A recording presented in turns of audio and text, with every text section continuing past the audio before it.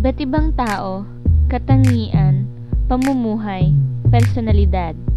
Ano nga ba ang mas mainam para sa magandang bukas? Ang rehas na ginagamit sa pagkatuto ng mga taong nagkasala o ang susi na minsay namamali ng gamit? Naway makita natin ang linya sa pagitan ng dalawang ito.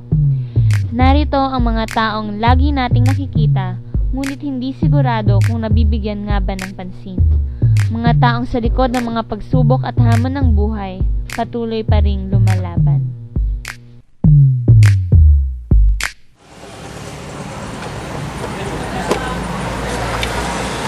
Kuya, anong trabaho mo? Car aircon po. Po? Car aircon. Ba't po kayo napasok sa ganyan trabaho? Experience lang. Kuya, magkano po ganito? Para sa ganyan trabaho? Depende. Pagka mama may ginawa kami, ganito, baklas ng binaklas ko yung blower nito, 400 ang libo nito. Kontento ko na po ba, kuya? Kontento ko na po sa ganyan trabaho. Ito na kasi mahirap maghanap ng trabaho ngayon, lalo nang hindi nakapag-aaral. Tapos may edad na. Nag-apply nga ako sa ibang kumpanya, hindi ako tanggapin kasi overage na. Masaya ka ba sa buhay mo? Tatanong kayo.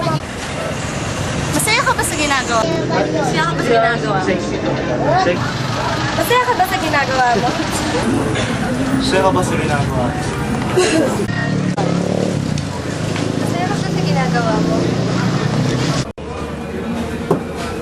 Masaya ka ba sa ginagawa mo? Bakit naman ba? Ako nag-aaral niya.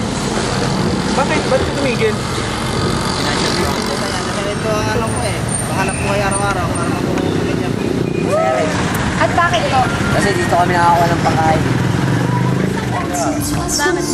Siyempre, pinagkakita ko doon. Ito nga ang buhay ko para sa aking pamilya. Baksa ka kalooban ko wala kami ng pamilya ko Siyempre, medyo kumikita ng pera, ganyan. Kaya pambigay sa mga pangangailangan. Kahit na panching. Oo, kahit sa utang.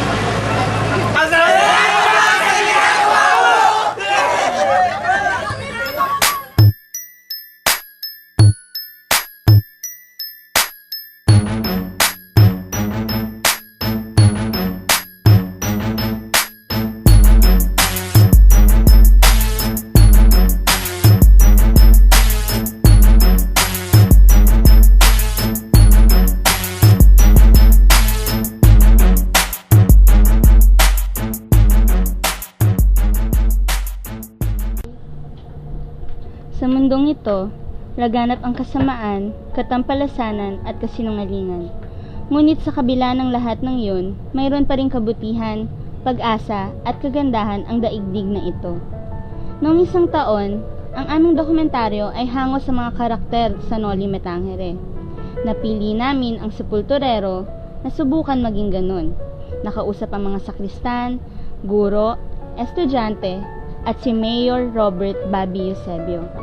May kanya-kanya silang gampanin, obligasyon at responsibilidad sa ating pamayanan gaya natin.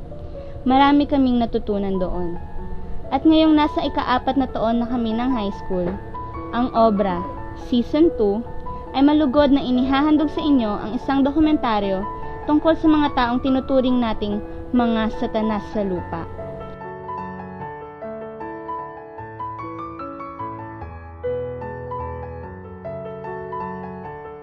Dito, kami papunta sa Pasig Police Headquarters sa Paran City upang makapanayam ang mga bilanggo. Ngunit sa unang pakikipag-usap namin sa desk officer, kailangan daw munang humingi ng pahintulot mula sa pinuno ng pulisya sa pakikipag-uyam sa mga preso. Sa aming pakikipag-usap sa hepe, naroon ang tawanan, kulitan, bolahan, pangangaral, at ang pabaong mag-ingat kami sa loob. Noong una, naroon ang pangabang hindi kami pahihintulutan dahil wala kaming lakit na sulat. Ngunit sa bandang huli, upang hindi naman daw masayang ang pagpunta namin doon, maging isang karanasan daw sana iyon sa amin dahil kami bibigyan niya ng isang pagkakataon. Isang buntong hininga at ngiti ang dulot nito. Ngayon nasasabi kami sa aming gagawin. Ito ang unang pagkakataon na personal naming makikita ang buhay sa loob ng ref.